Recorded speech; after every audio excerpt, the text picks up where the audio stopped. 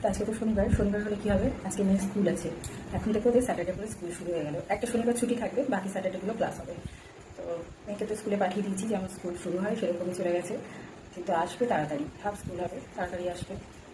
আর আমিও এদিকে কাজগুলো অনেকটা গুছিয়ে নিয়েছি। তো এখন করবো হচ্ছে ব্রেকফাস্ট। আর এই গরমে কিচ্ছু ভালো লাগছে না। তো যাই হোক, ব্রেকফাস্ট করতে হবে, খেতেও হবে, সবই করতে হবে। চলো এখন ব্রেকফাস্ট করবো। আজকে ব্রেকফাস্টটা কী করছি সেটাই তোমাদের সাথে শেয়ার করবো। তো দেখো, এখানে বেদানাটা আমি আগেই ছাড়িয়ে নিয়েছিলাম। বেদানা নিয়ে নিয়েছি আর দুখানা কলা নিয়েছি। তো কলাগুলোকে এইভাবে স্লাইস করে নেব। আর সাথে নিয়েছি টক দই। এটা আমি বাড়িতেই পেতেছি। বাড়িতে পাতা দইটাই আমার বেশি ভালো লাগে খাওয়ার জন্য। তো আমি বাড়িতেই পেতে রাখি দইগুলো। তো আর নিয়েছি মুসলি। তো মুসলি আর কলা আর বেদানা একসাথে মিশিয়ে নেবো এটাকে। আর দিয়েছি ব্ল্যাক পেপার আর ব্ল্যাক সল্ট। যেহেতু টকটা থাকে না, সেই জন্য একটু ব্ল্যাক পেপার ব্ল্যাক সল্ট দিলে ভালো লাগে টেস্টটা।